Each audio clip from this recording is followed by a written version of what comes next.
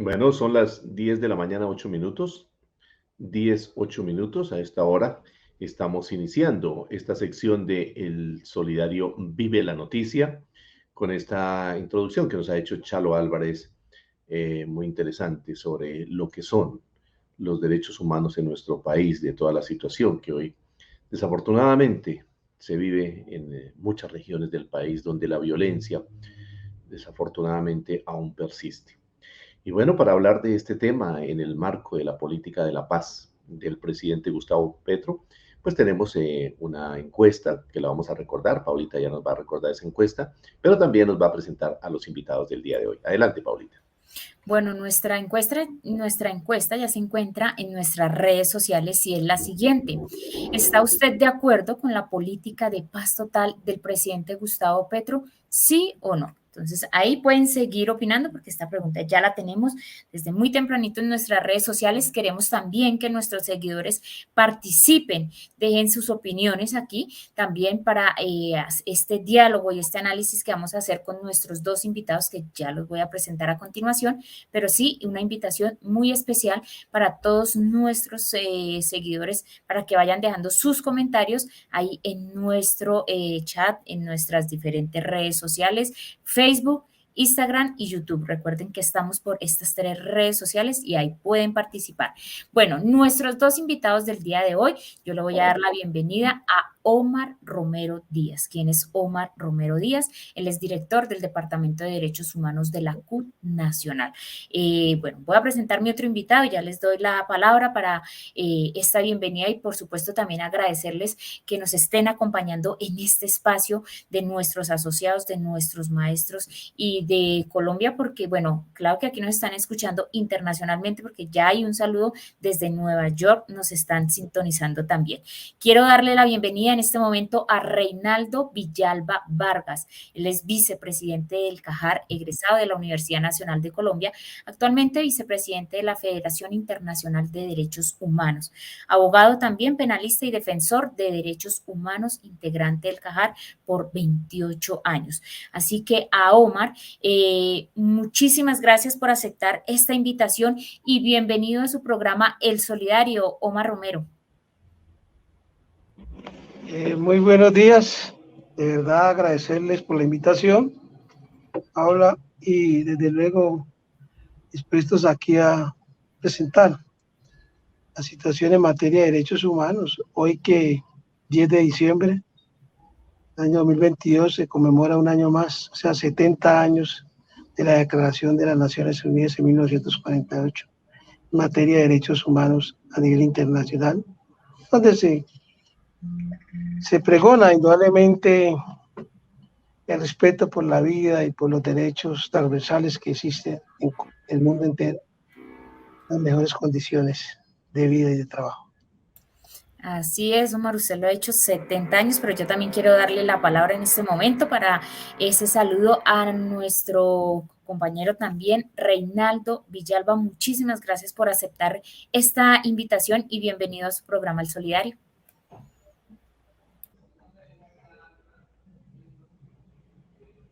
Bueno, creo que tenemos dificultades con nuestro invitado Reinaldo Villalba. No lo estamos escuchando en este momento. De pronto verificar un poco ahí la conexión con los audífonos. Si me retiro los audífonos, mejor. Sí, sí, señor, ¿Tampoco?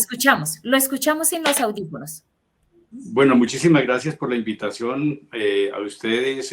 Siempre, no es la primera vez que estoy en el espacio, así que muchas gracias y por supuesto un saludo grande a la audiencia en este 74 aniversario de la Declaración Universal de los Derechos Humanos. Bueno, a nuestros dos invitados, muchísimas gracias por este espacio. Y bueno, Miguelito, aquí tenemos muchísimas preguntas, muchas dudas. Ya empiezan nuestros seguidores también a colocar sus opiniones y a hacer preguntas a través de nuestras redes sociales. Bueno, Miguelito, entonces empecemos como a contextualizar un poquito que nuestros invitados nos contextualicen un poquito acerca de este tema. Bueno, gracias, Paulita. Agradecer a nuestros invitados, a doctor Reinaldo y de igual manera a nuestro compañero Omar de la Central Unitaria de Trabajadores, nuestra gran central. por aceptar la invitación al Solidario a hablar de este tema que creemos que es importante y que no solamente debería ser un 10 de diciembre, ¿no? Esto, el tema de derechos humanos y el tema de la paz debe ser minuto a minuto, día a día. Así que queremos preguntar aquí a nuestro invitado, a Omar, iniciemos con Omar, para que nos haga un contexto a nuestros seguidores en las redes sociales, en qué consiste la política de paz total desde la propuesta del actual gobierno.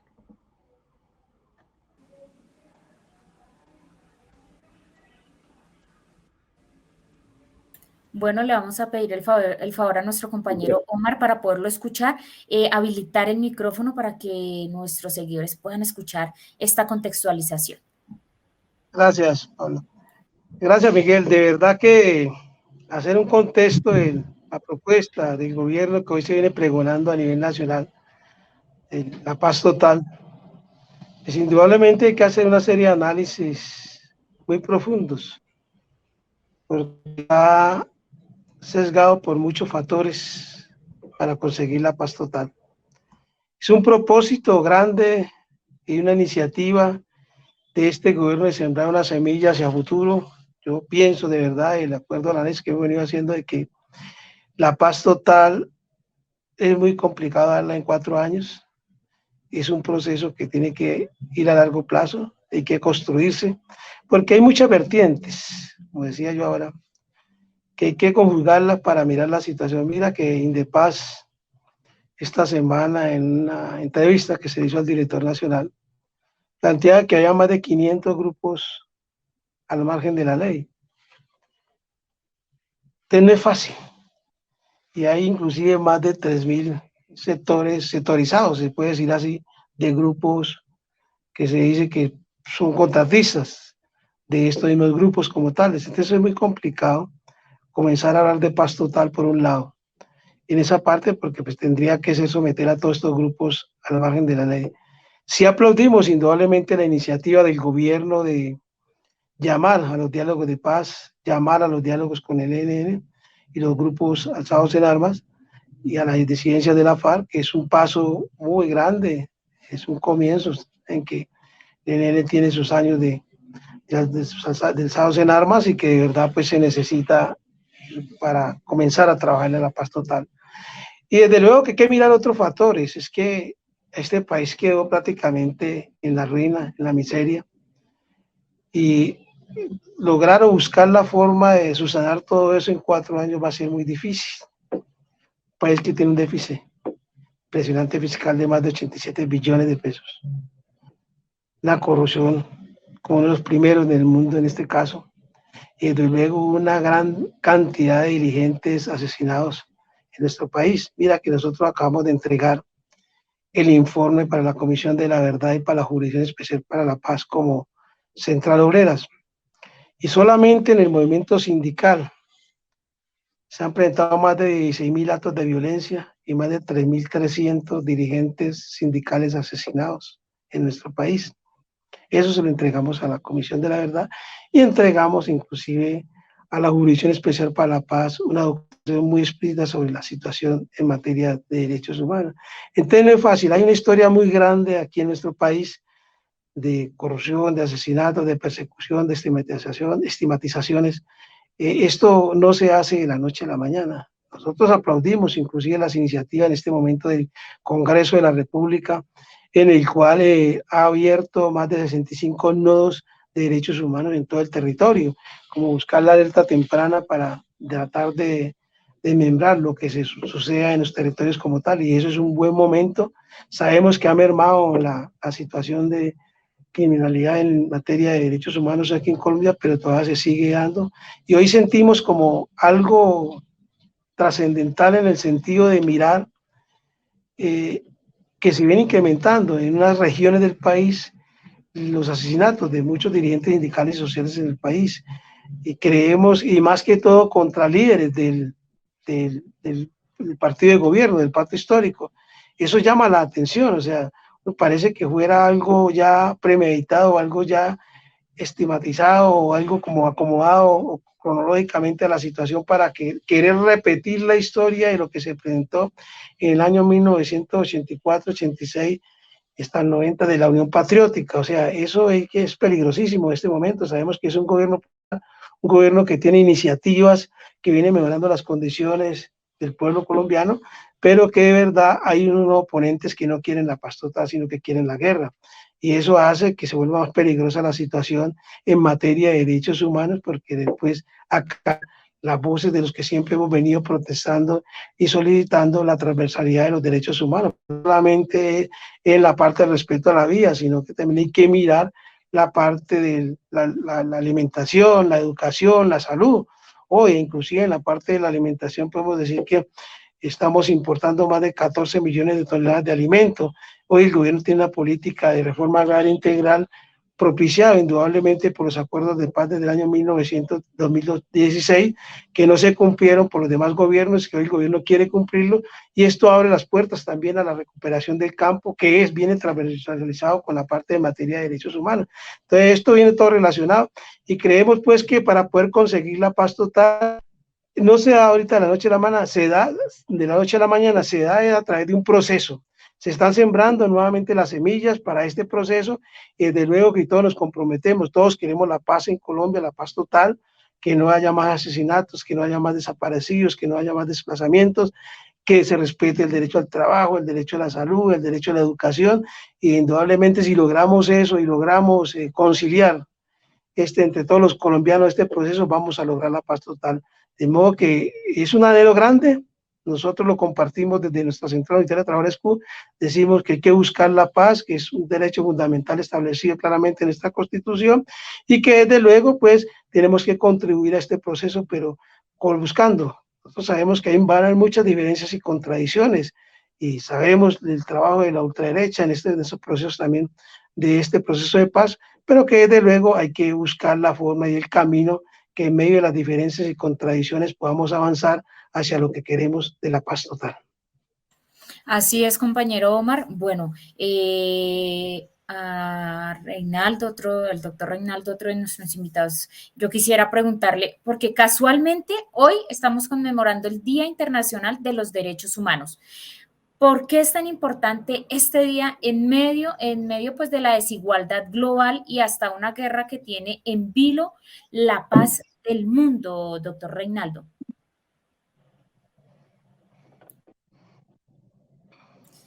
Bueno, como a nuestro compañero Omar, doctor Reinaldo, no, perfecto. Gracias. Sí, estaba diciendo que el tema de los derechos humanos existe desde que existe la humanidad, ¿no? 1948 fue simplemente un paso adelante en la positivización de los derechos humanos, es decir, en escribir el tema de los derechos humanos, pero tampoco fue el primer instrumento que se escribió. Solo que a raíz de la Segunda Guerra Mundial, que los estados se hayan sentado y hayan, digamos, dado nacimiento a la Declaración Universal de los Derechos Humanos, ese es como el contexto, digamos, en el que se formó la normatividad de la Declaración Universal de los Derechos Humanos en París, precisamente. Entonces, desde ahí, pues, ha venido desarrollando a nivel global todos los instrumentos o muchos instrumentos de derechos humanos que tienen que ver con la libre determinación de los pueblos, que tienen que ver con los derechos civiles y políticos, pero que también tiene que ver con los derechos económicos, sociales y culturales, con la paz, con la democracia, y por eso hablamos de la universalidad de los derechos humanos, por eso hablamos de su indivisibilidad, por eso hablamos de su interdependencia. Por ejemplo, cuando hablamos del asesinato de lideresas y líderes sociales, de sindicalistas, de personas defensoras de derechos humanos, necesariamente nosotros tenemos que tener presente que unos derechos tienen que ver con los otros. Por ejemplo, cuando le quitan la vida a un sindicalista, ¿por qué se la quitan? Bueno, porque está defendiendo el derecho al trabajo, el derecho a conformar sindicatos, el derecho a salarios justos. Es decir, mire que el derecho a la vida, como un derecho político, digamos, tiene que ver con la lucha por los derechos económicos, sociales y culturales. O cuando están asesinando en las regiones a las personas defensoras del territorio y del ambiente, porque están impidiendo que una empresa entre a acabar con ríos, con selvas, con bosques. Estamos defendiendo el planeta, estamos defendiendo los recursos vitales y se le quita la vida a esa persona que lo está haciendo.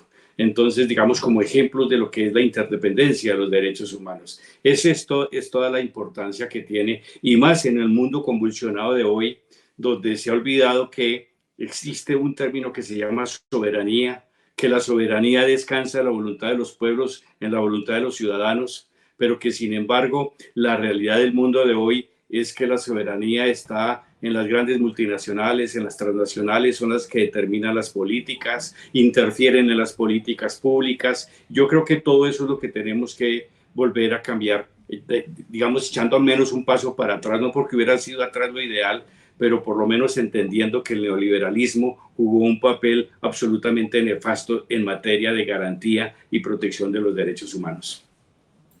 Así es, doctor Reinaldo. O sea que en este orden de ideas, digamos que es válido pues la percepción que se tuvo con el gobierno anterior en relación al estancamiento de la paz. Por supuesto, claro que sí. Además, un gobierno que no se comprometió absolutamente para nada con la paz. Muy por el contrario, lo que hizo fue poner palitos a la rueda del desarrollo de los acuerdos de paz. Es más, desfalcó los recursos de la paz, ¿no? En beneficio del propio gobernante para mejorar su imagen, por ejemplo. Entonces, la corrupción, uno de los elementos donde mayor corrupción hubo precisamente fue en relación a los recursos destinados a la paz, con la desfinanciación total.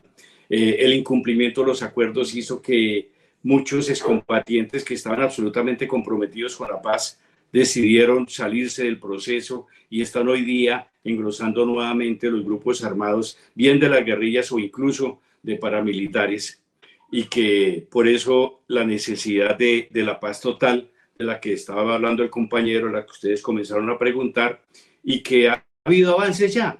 El hecho de estar haciendo contacto con el ELN, con los otros grupos armados, el hecho de la aprobación de la ley que va a sustentar ese proceso, el hecho de crear el servicio social y quitar el servicio militar obligatorio, sino que la juventud tenga otras alternativas, el hecho de dar la orden de eliminar la doctrina de seguridad nacional, de ver al enemigo interno o de ver al sindicalista, al que reclama sus derechos como enemigo interno, y a cambio de eso hablar de seguridad humana. Digamos que todos esos son cambios que en corto tiempo se han logrado o se ha tomado todas esas iniciativas. Por supuesto, esto es de largo aliento. Hay un aspecto muy complejo que es el narcotráfico, que no depende de las políticas de un solo país, sino que necesita políticas multilaterales para poderlo combatir. Y ese es un elemento que juega un papel muy importante, y creo que el hecho de que el actual presidente Petro haya comenzado a dialogar en otros términos con los Estados Unidos frente a políticas antidrogas es un comienzo. Va a ser una tarea también muy ardua, muy difícil, pero si no se empieza, no se termina. Así es, doctor Reinaldo, usted lo ha dicho, es una tarea que hasta ahora empieza, es un camino, bueno, no va a ser un camino fácil, más bien es un camino que hasta ahora se empieza a construir, pero bueno, lo importante es que ya se tomó la decisión, ya se empezó. Pero Miguelito tiene más preguntas para nuestros invitados. Paulita, sí, mire, volviendo con el compañero Omar, quisiéramos saber la realidad en que el presidente Gustavo Petro y las condiciones en que recibió en materia de paz y derechos humanos a nuestro país.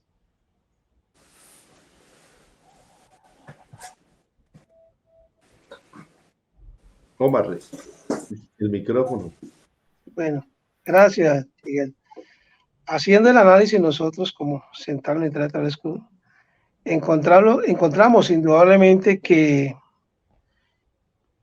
el proceso de paz lo volvieron trizas. Y lo dijo inclusive en su momento el señor Duque cuando fue elegido presidente, antes de ser elegido presidente de la República, ese periodo tan nefasto que tuvimos, y eso ocasionó las protestas y sublevaciones que se dieron en el año 2017-2020. Desde luego que no hubo el interés por parte del gobierno de querer avanzar en la paz de nuestro país, y antes, por el contrario, como lo decía ahora Reinaldo, en el sentido de que la plata se la robaron, más de 32 billones de pesos se robaron, hoy están en proceso de investigaciones, o sea que no hubo un interés práctico de querer seguir en ese proceso de paz. Nos entregaron prácticamente el diagnóstico que se dio, es que no hubo un interés de verdad para seguir con los propósitos de los 6 puntos de acuerdo de La Habana que se establecieron para ello. Y hoy, pues, indudablemente hay un propósito grande de este gobierno, pero la primero que se dijo es que vamos a cumplir los acuerdos de La Habana, eso lo dijo el gobierno de Petro, y desde luego que ya lo está haciendo. La primera, la reforma agraria integral que se quiere dar en nuestro país, hoy ya se están entregando tierras que están en manos de gente que había robado esas tierras o se las habían dado a través de la Sociedad de Activos Especiales, pero que hoy el gobierno las ha recuperado y está entregando tierras e indudablemente viene haciendo negocio con los grandes ganaderos de este país para desde luego entregar esas 3 millones de hectáreas de tierras que se van a entregar al campesinado. Ese es un propósito grande, con plata destinada indudablemente a la reforma tributaria que se acaba de aprobar en nuestro país, pero que desde luego hay una voluntad política grande, inmensa, hay que decirlo, de querer pues nuevamente seguir por el camino de mejorar las condiciones del campesinado en este momento y del pueblo en general en esta parte, en esta práctica. De modo que si hacemos la radiografía de que prácticamente hubo un estancamiento de 4 años del proceso de paz, hoy vuelve con esa voluntad política del gobierno a salir avante en este propósito. Esto viene ya entrelazado no solamente con el propósito de querer la paz total en nuestro país, de querer implementar los acuerdos de La Habana en materia de negociación con la insurgencia, pero desde luego también hay una serie de elementos que se están presentando en este momento a nivel mundial. Ahora lo plantean indudablemente, uno creería que hay una recesión económica mundial que también va a tratar de que se frene todos estos procesos de esa voluntad política que quiere el gobierno. Eso está enmarcado en todo el proceso también de paz que el gobierno quiere implementar, el incremento del dólar que se viene dando pues por la situación de esa recesión mundial, lo de la guerra en Ucrania que se está dando, todo esto viene compaginado, esto no es solamente Colombia, sino que hay que mirar las políticas exteriores para poder decir vamos a cumplir todo un procedimiento que pueda pues facilitar, mejorar las condiciones del pueblo colombiano. Todo este lineamiento, por ejemplo, hoy mira uno la deuda externa, más de 175 billones de pesos de deuda externa. El país donde más el gobierno donde más incrementó la deuda externa fue en el gobierno del señor Duque. Eso implica indudablemente el disparo de la deuda externa y el disparo del incremento del dólar. Y como estamos dando muchos alimentos, indudablemente se nos encarece la vida aquí en este país. Entonces, para querer la paz que se ha retomado por parte del gobierno, hay que compaginar cantidad de variables y esas variables, pues, desde luego, trabajarlas para que se mejoren. Por eso nosotros aplaudimos, indudablemente en la Central Unitaria Tabasco estuvimos de acuerdo, estamos de acuerdo y defenderemos la reforma tributaria porque esa reforma tributaria cambió la pirámide.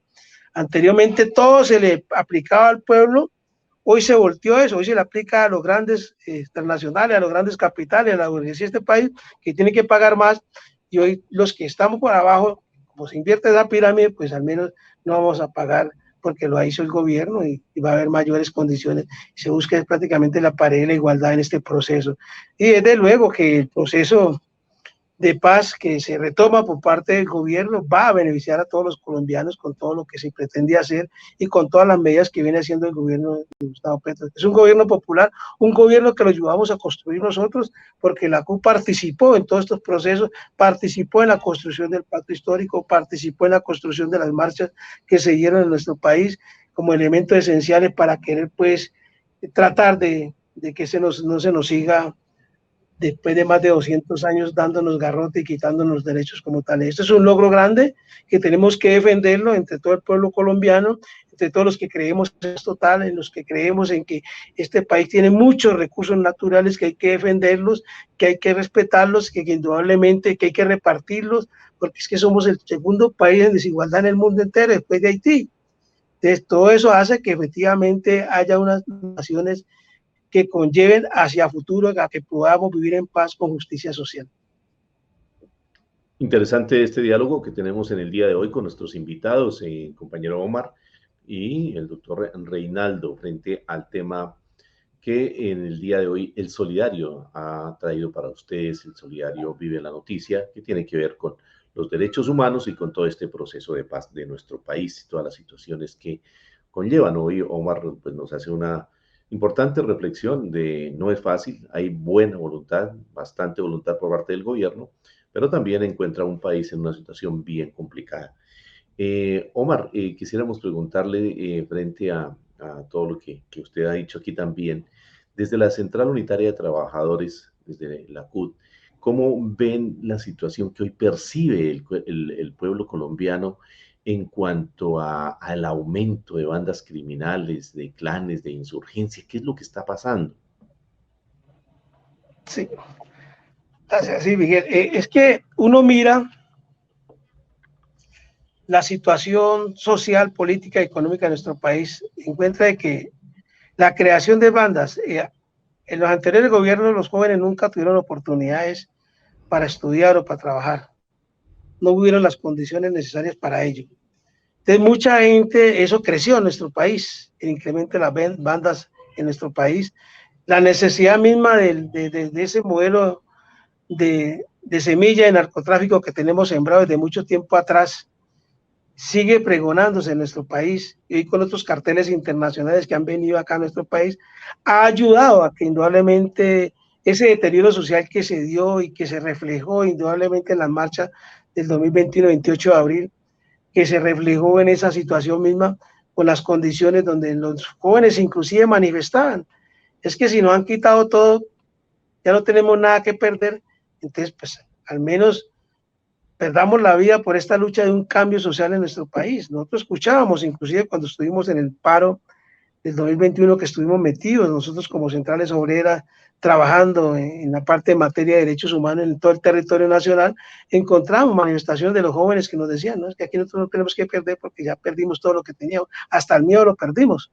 Entonces esa situación es ocasionada por todo ese modelo económico neoliberal que el capitalismo ha implementado y que ha fracasado indudablemente en toda América Latina y en el mundo entero.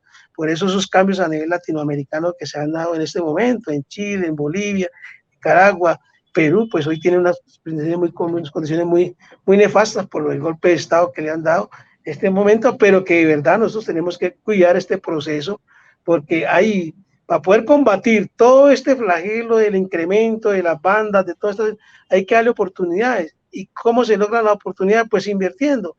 Y si hay plata para invertir, si se logra la reforma tributaria para que se invierta en la parte social, en la parte de educación, en la parte del aprendizaje, pues indudablemente se va a frenar este flagelo de creación de estas bandas que se han creado por el mismo modelo que nos tiene estigmatizado por mucho tiempo a nivel internacional y que hoy sigue todavía en la palestra. Por eso hay que aplaudir esas decisiones, inclusive que ha tomado el presidente de la República, Gustavo Petro, en las Naciones Unidas, cuando comienza a hablar de la parte de las drogas y todo, del medio ambiente, la defensa de la Amazonía, y que cambiar inclusive la deuda externa por ayuda a la Amazonía en este momento, al medio ambiente, y entonces a combatir las drogas, a cambiar la política de las drogas en nuestro país.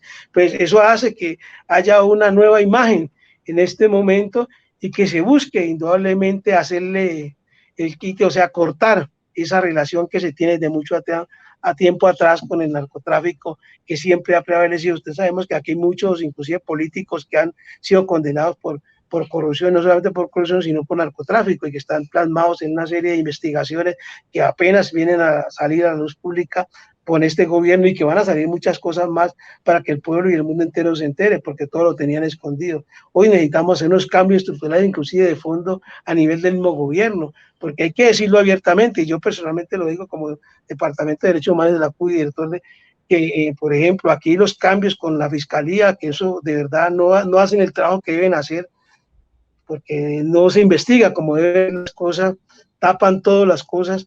Entonces eso hay que cambiarlo a Procuraduría, como esa ente es un ente de corrupción que viene manejando ahí. O sea, los entes de control aquí en este momento se necesita cambiarlos para que de verdad haya mayor efectividad y mayor control sobre lo que viene en este momento en nuestro país. Es un reto grande, y seguramente a medida que pase este proceso se demuestre que las cosas se están haciendo bien, que haya voluntad para ese trabajo social, político y económico de mejorar las condiciones, indudablemente la gente va a entender y seguramente va a buscar la forma de que se den los cambios en esos entes de control que verdaderamente respondan a una política efectiva de control hacia lo que viene sucediendo en nuestro país.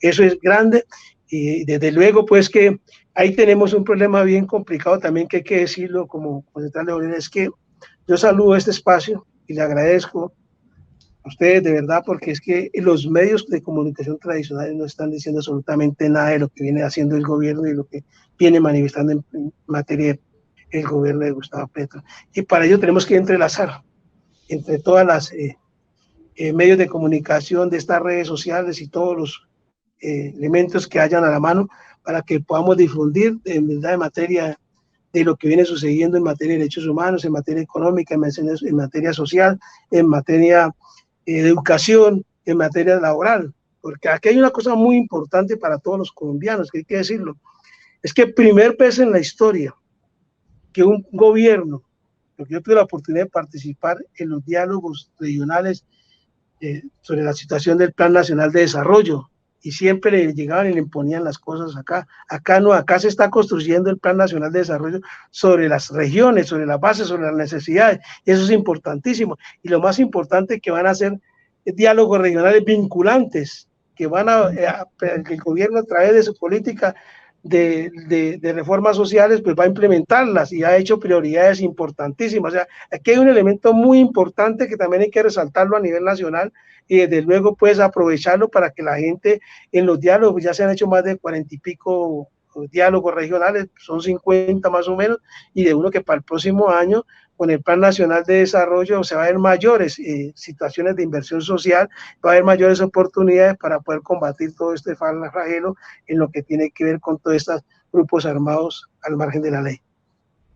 Bueno, importante estos comentarios que nuestros invitados del día de hoy nos han traído para compartir con todos nuestros seguidores en las redes sociales y los medios de comunicación alternativos, como lo es este medio de Solidario.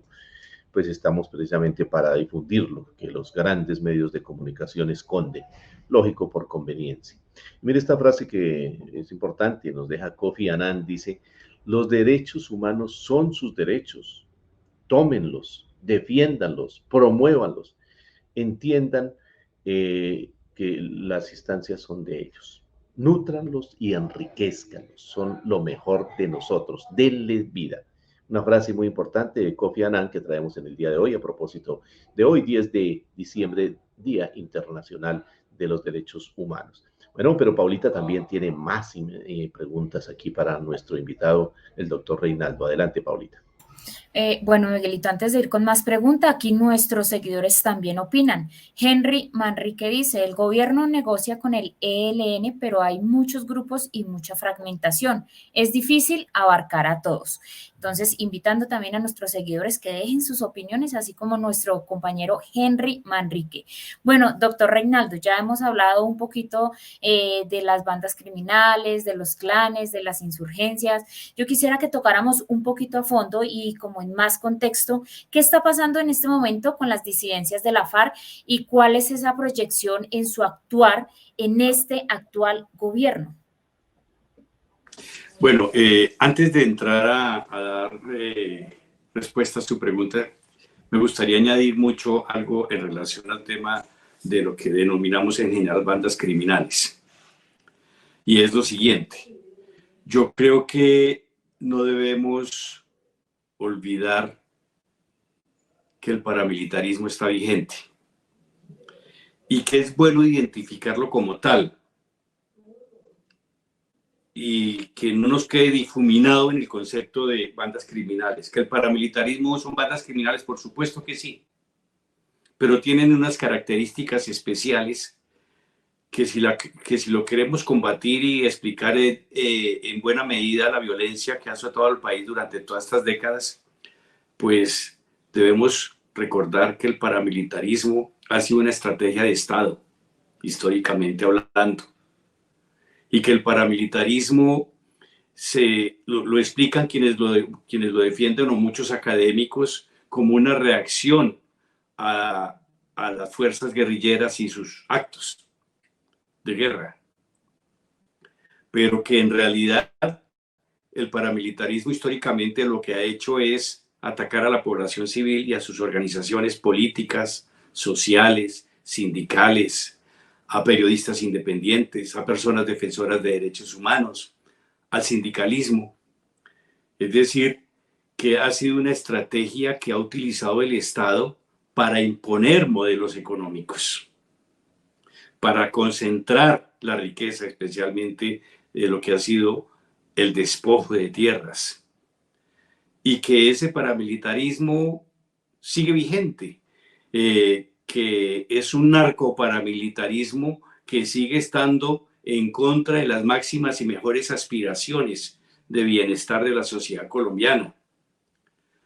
Y claro, alrededor del paramilitarismo, pues muchas otras bandas que incluso el propio paramilitarismo y el Estado mismo ha utilizado para conseguir sus objetivos a través de la violencia y contra la Constitución y todo concepto legal.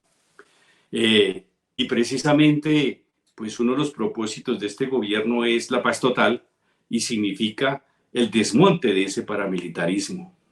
Y que no son los máximos responsables los mancusos y los otonieles, sino que detrás de ellos está ese poder económico que no se ajusta a la normatividad, al respeto de los derechos humanos, sino que se ha formado y muchas veces sustentado precisamente en esa violencia y que han contribuido a ese paramilitarismo y que permanecen en total impunidad. Y que desafortunadamente el acuerdo de paz y concretamente la conformación de la Justicia Especial para la Paz dejó por fuera a esos terceros, porque solo acuden a la JEP voluntariamente, pero la JEP no los puede llamar a responder.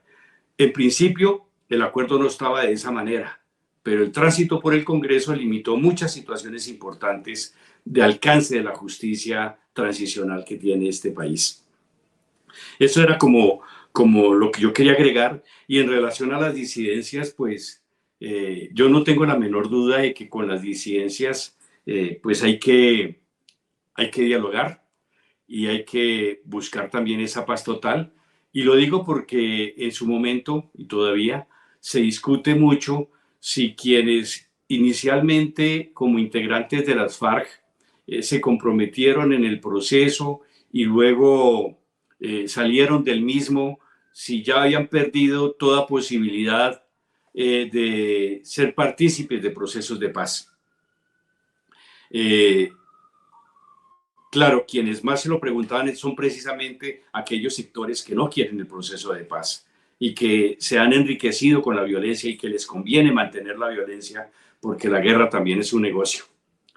Y no tengo duda de que estas agrupaciones, estas disidencias tienen que entrar en ese proceso de paz, porque muchas de ellas y muchos de ellos, ya hablando individualmente de los excombatientes, pues salieron porque el gobierno de Duque incumplió los acuerdos, porque no tuvieron opciones, porque eso incrementó el paramilitarismo, porque eso incrementó estas bandas criminales, porque eso incrementó el paramilitarismo también y por supuesto hizo que pervivieran organizaciones con aspiraciones políticas de cambio por la vía armada.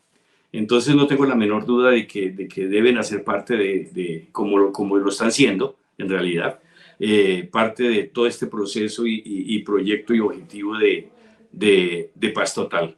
Yo creo que nosotros no podemos cerrar los ojos ante una realidad, y es que el gobierno de Duque precisamente no solamente no impulsó los compromisos del acuerdo de paz, sino que realizó comportamientos y conductas e instauró políticas con el propósito de mantener e incrementar la guerra, y lo consiguió. Entonces toca hacer un doble esfuerzo ahora desde este gobierno, y ojalá los siguientes, para que efectivamente estos procesos perduren.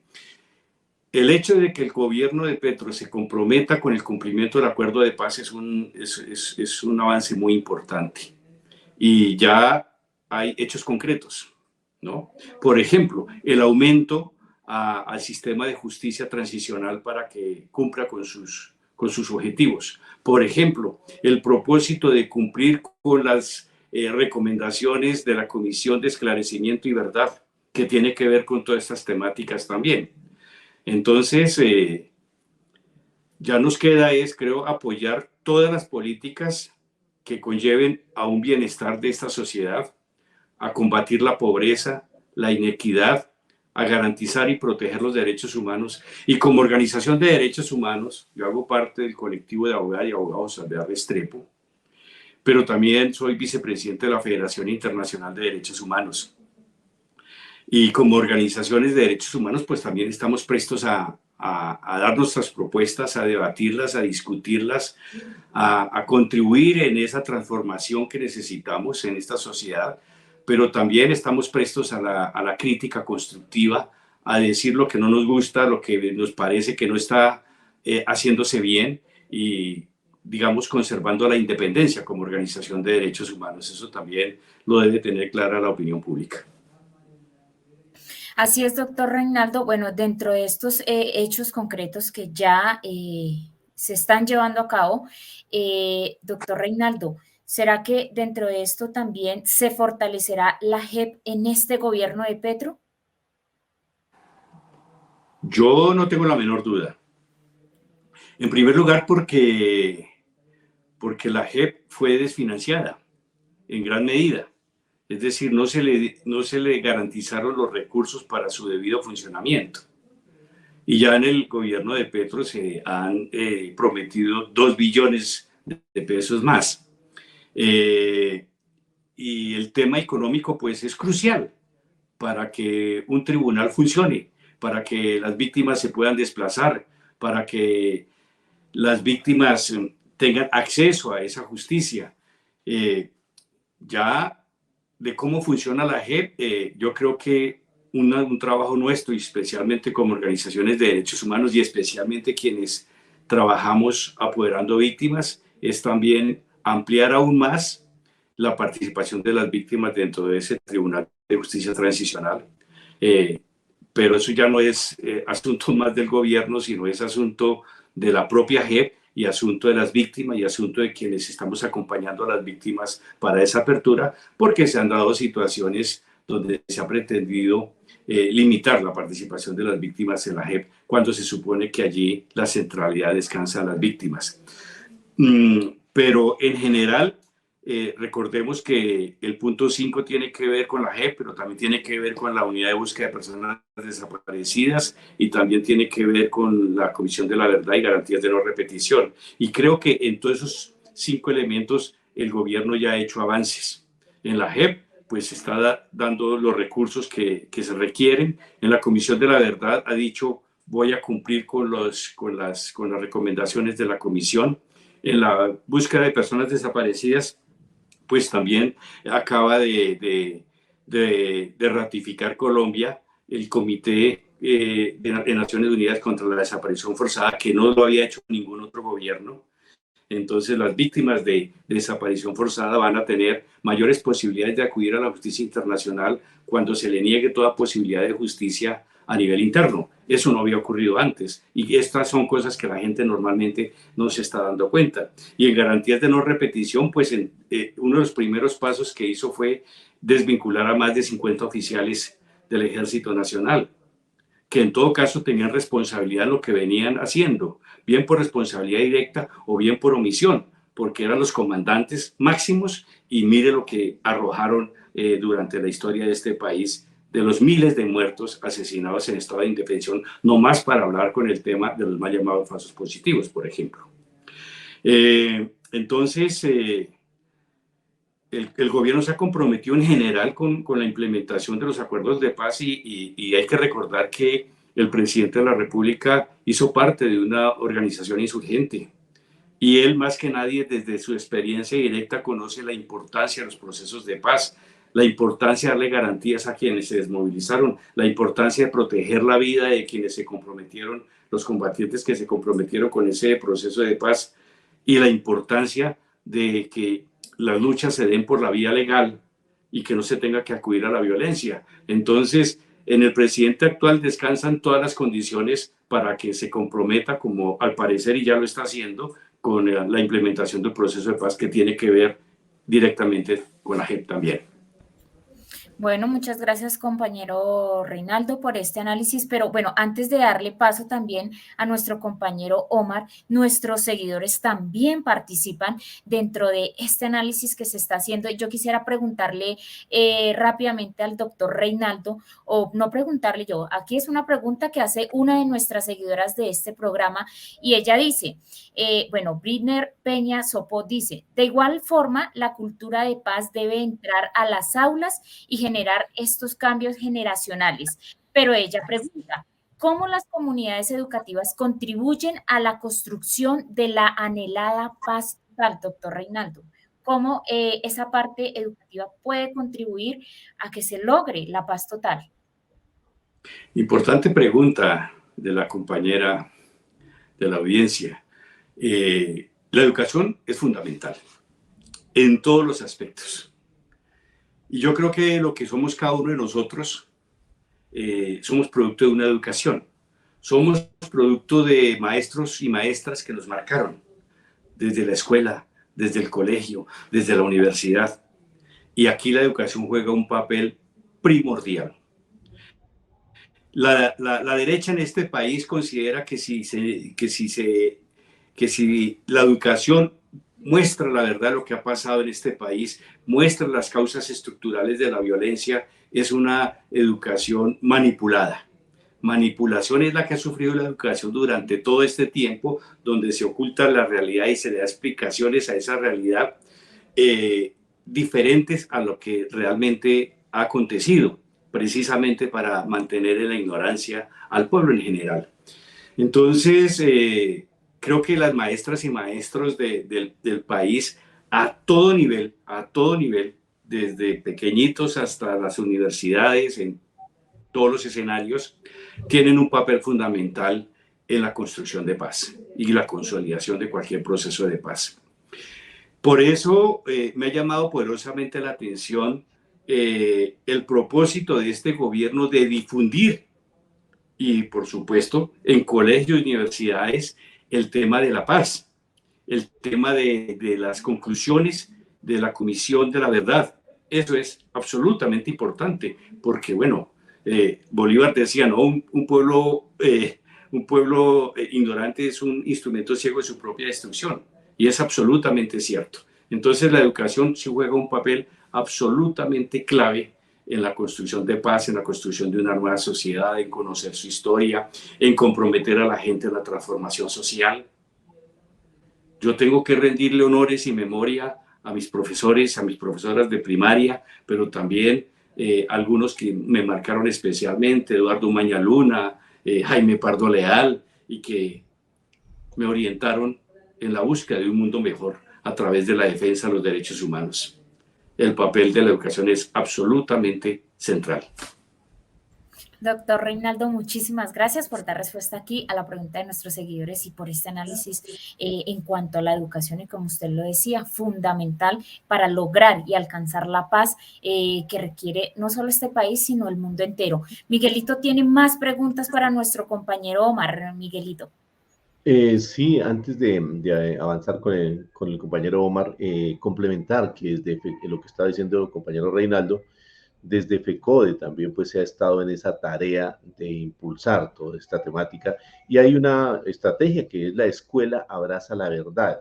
Entonces, en este tema de la escuela abraza la verdad, pues se mira cómo la escuela se deben desarrollar y se han venido desarrollando jornadas en las que se habla en general de ese informe final de la verdad y utilizando algún material también que se tiene y es bueno continuar con este trabajo para vincularnos, para impulsar esa estrategia de ese principio, de esa necesidad de conocer qué fue lo que pasó con el conflicto armado, cuáles fueron esos hallazgos que se encontraron, quiénes estuvieron interesados en mantener la guerra, que ya hizo referencia ahora el compañero, y por qué son tan importantes transitar los caminos de la paz y generar acciones, que eso es fundamental, de justicia social que realmente logren la paz en este país, como es el propósito también del gobierno hoy que tenemos de Gustavo Petro y Francia Márquez. Entonces creemos que aquí hay todavía mucho por hacer, mucho por construir y entre todos seguramente lograremos esa paz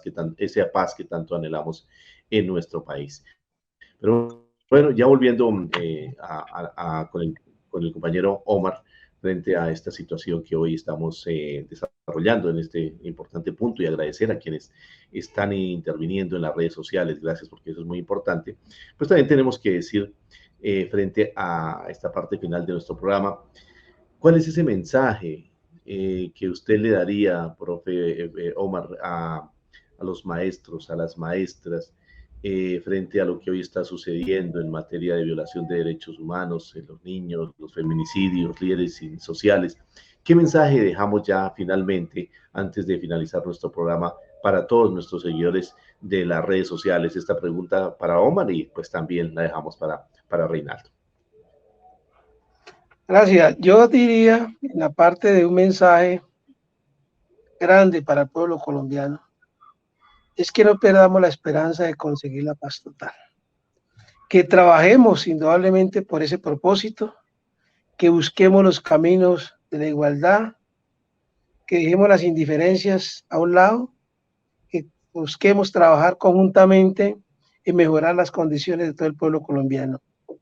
Tenemos unos propósitos, seguir impulsando, apoyando esta iniciativa que se ha comenzado a difundir a nivel nacional e internacional con un nuevo gobierno que quiere hacer las cosas bien, que tiene voluntad política, que quiere sembrar este proceso a largo plazo para que no se siga de verdad engañando al pueblo.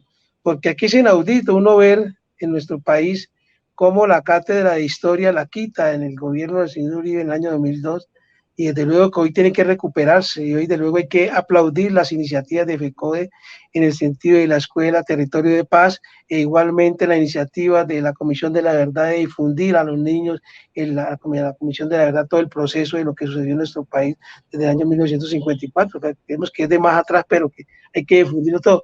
Por eso yo invito a que trabajemos conjuntamente en seguir defendiendo este propósito y este nuevo modelo de gobierno que seguramente hacia futuro vamos a coger las semillas, las frutas que se necesitan después de haber sembrado esta semilla tan grande. No creemos que se logra 4 años, pero sí creemos que si le da continuidad a un mayor propósito y desde luego hoy invitamos también a todos los profesores y profesoras y a todos los que nos siguen en esta red a que trabajemos no solamente en lo que vinimos trabajando, sino que miremos que se acercan unas elecciones para el próximo año que son de alcaldía, gobernadores, consejos y asambleas e invitarles a todos estos compañeros que se metan duramente a este trabajo para seguir construyendo desde abajo y lograr los propósitos que se ha pretendido hacer con este nuevo gobierno de Gustavo Petro. Por Muchas eso gracias. invitarlo y reiterar esa invitación. Gracias. Muchas gracias, compañero Omar, por este mensaje tan interesante y de igual manera le trasladamos a nuestro invitado, doctor Reinaldo Villalba, esta inquietud, ese mensaje para los maestros y maestras que nos escuchan aquí en Cundinamarca, en Bogotá, en el centro del país y que están ahorita en un receso de vacaciones, pero que están ahí pendientes de nuestro programa del Solidario. Ese mensaje de parte del compañero Reinaldo Villalba. Muchísimas gracias. Bueno, yo les quiero decir que yo fui profesor o maestro de escuela primaria rural del páramo de Sumapaz y luego acá en escuelitas del distrito. Total que me siento muy allegado al gremio y creo que nuestra tarea es trabajar por los derechos humanos de manera integral. Y esto significa crear en el estudiante la conciencia de la conservación del planeta, de la crisis climática, que tiene que ver, tiene un vínculo absolutamente estrecho con el goce de los derechos humanos. Los desplazamientos que ya se están dando en el mundo por causa de la crisis climática es enorme. Entonces hay que salvar el planeta. Ya estamos hablando de los derechos de la naturaleza. Creo que tenemos que llegar a colegios y escuelas con el tema de los derechos de la naturaleza. Acabo de llegar en octubre pasado del 41 Congreso Internacional de la Federación Internacional de Derechos Humanos y allí proferimos una resolución sobre los derechos de la naturaleza, que no es un tema absolutamente nuevo, pero sí, digamos, relativamente nuevo. Hay organizaciones que lo están trabajando muy bien. Aquí ya hay decisiones judiciales en Colombia de protección de los derechos de la naturaleza, del río, del bosque, de la selva. Igualmente ha ocurrido en Ecuador y creo que todas estas experiencias ya nos animan a seguir salvando el planeta. Si nosotros buscamos la defensa de los recursos, si le enseñamos a los niños, a las niñas desde un comienzo sobre esa necesidad, sabemos que no hay que extraer el oro, porque extraer el oro envenena nuestros recursos hídricos, porque acaba con nuestros bosques, con nuestras montañas, y eso afecta profundamente el bienestar de la sociedad. El oro se utiliza en menos del 5% para tecnología, el resto es para hacer joyas. Entonces, ese tipo de conciencia es la que ha hecho que las comunidades se muevan y que hayan impedido una mayor devastación del planeta. Pero obviamente creo que la juventud ha tomado ya cartas en el asunto, la juventud no está en ceros, pero el compromiso también de educadores, de profesoras, maestras, maestros, se debe duplicar. Muchas gracias. Gracias a nuestro invitado Reinaldo, de igual manera a Omar por la participación en el día de hoy, pero también gracias a nuestros seguidores. Rápidamente aquí a Alba Aurora Castro, a Henry Manrique, de igual manera también el comentario de Clara Rodríguez, de Fabiola Narváez, del profesor Briter Peña. Briter Peña, muchas gracias, allí desde Bogotá, que también está pendiente de este programa en Solidario. Gracias por su participación. Y bueno, Paulita, nos vamos. Así es, Miguelito, se nos acaba el tiempo. A nuestros dos invitados, muchísimas gracias. Recuerden que las puertas del programa El Solidario están abiertas para cuando nos quieran acompañar. Mil gracias.